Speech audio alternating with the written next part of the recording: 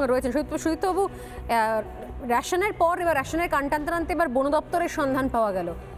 এবার কি এখনও মমতা বন্দ্যোপাধ্যায় বলবেন? আমি জানি না এরপর তিনি কী বলবেন, কারণ এখনও তো জেলে বসেই দপ্তর চালাচ্ছেন বর্তমান বনমন্ত্রী জ্যোতিপ্রিয় মল্লিক।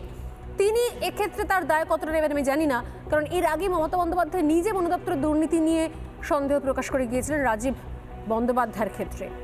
এবার কি মনে হয় বন দপ্তরের ক্ষেত্রে, বন দপ্তর দুর্নীতির পর এবার অন্তত তার সুর বদলাতে পারে? শুনুন, কোনো দুর্নীতিবাজ যদি অভিযুক্ত হয়, রাজ্যের সকল মানুষের মতো আমাদের যারা আমরা আছি এখানে বসে কেউ আমার মনে হয় না এটাকে সমর্থন করবে। সবাই চাইবে যে তাদের যথারীতি শাস্তি হোক, কিন্তু ঘটনাটা হয়ে গেছে কি জানো তো, এখন না অভিযোগ উঠলে তো সমর্থন করে সুদীপ্তবাবু, অভিযোগ উঠলে তো সমর্থন করেন। খেয়ে দে না আচালে এখন আর বিশ্বাস হচ্ছে না। এই যে নিত্য নতুন অ্যারেস্ট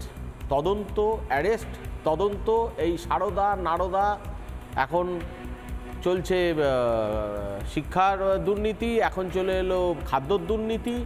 ব্যাপার হচ্ছে যে 14 বছর 2014 সাল থেকে ক্ষমতা আছে, 10 বছর আজকে বিজেপি সরকার ক্ষমতায়।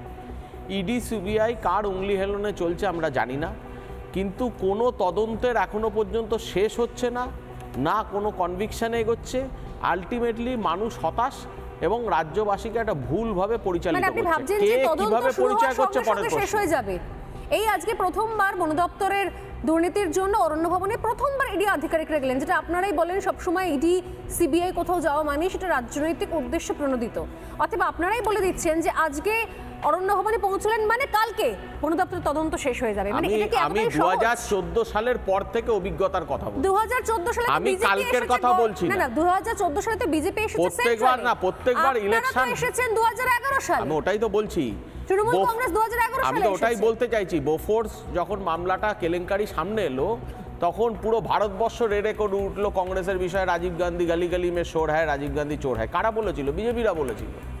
পরবর্তীকালে তখন বিজেপি ছিল কোথায় বলে আবার, আরে এই তো বলে বিজেপিটা তখন কোথায়? কে বললো? আমি বলছি। কে বললো? আমি বলছি কারা বসেছিল? বিজেপির অস্তিত্ব কোথায়? বিরোধী দলে কারা বসেছিল? কি বলে রে বাবা, বিরোধী দলে আপনারা ছিলেন না? না না না, বামপন্থীরা ছিল না? একটু লেখাপড়া করেছো, বামপন্থীরা ছিল না? করব না, কিন্তু বামপন্থীরা ছিল না? আরে উনি তো বিজেপি আজকে পরবর্তীকালে রাজীব গান্ধীকে দেখা গেল ক্লিন চিট দেয়া হলো। আরে হ্যাঁ, সেটা বলতে পারো। 2G স্ক্যাম এখনো পর্যন্ত আপনারা কোনো কিছু উদ্ধার করে উঠতে পারলেন না। 2G স্ক্যামের ওপর ক্ষমতা বেস করে প্রচার করে আজ 2014 সালে 2G স্ক্যামটাই বা কে তদন্তের নির্দেশ দিয়েছে? 2G স্ক্যামের সময় তোমাদের না 2G স্ক্যামের সময় সরকার কাটছিল। এ ভগবান, নিজের খবর নিজেই খুঁজছে। না না, এক মিনিট আচ্ছা, এক মিনিট, আরে শুনতে একটা কথা শোনো, একটা কথা শোনো। 2G না না, 2G স্ক্যামের সময় গভর্নমেন্টে কি মোদি ছিল? মানুষের সামনে আমি জানতে চাই, মোদি জি তখন সরকারে? না না, মোদি জি সরকারে 2G স্ক্যামে কার সরকার? আমি কথাটা যেটা বলছি, তোমাদের আন্ডারে তো নেতৃত্ব তো তখন অলরেডি মনমোহন সিং অ্যারেস্ট করে নিয়েছে। তা সত্ত্বেও তোমাদের নেতৃত্ব তো তদন্ত চলেছে 2014 সালের পর। কি রেজাল্ট? কোন রেজাল্ট তোমরা দিয়েছো? কোন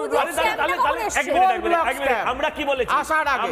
আমরা এক মিনিট আমরা কিছু করতে গ্যাসের দামের জন্য এই গ্যাসের দামে চলে গেছে, এইভাবে গ্যাসের দামে এরকম ভাবে খাবে গ্যাস নিয়ে তোমার আজকে দেখা যাচ্ছে ছবিতে। এটা তোমার কোনো গ্যাসে সঠিক গ্যাসের দাম 450 এই গ্যাসে চলে গেছে, এই গ্যাসে চলে গেছে রে। সঠিক বিশ্লেষণ, সঠিক উত্তর দিয়েছেন সুদীপ্ত সরকার। আমরা কথা বলছিলাম রেশন নিয়ে, সেখান থেকে আজকে জানতে পারলাম যে বন দপ্তর দুর্নীতি হয়েছে। যদিও এই নিয়ে প্রশ্ন করার সঙ্গে সঙ্গে আমরা 2G, কোল ব্লক, তার সঙ্গে বোফোর্স আরও পেছনে শুরু করতে গেলে এবার আস্তে আস্তে ইংরেজ আমলের সময় কি কি দুর্নীতি স্ক্যাম হয়েছিল এবার সেদিকে হাঁটতে থাকবো আমরা। আমার একটাই প্রশ্ন, এই বন দপ্তরে দুর্নীতি হয়েছে সেটা কি আজকে সরকার পক্ষ জানতে পারলো?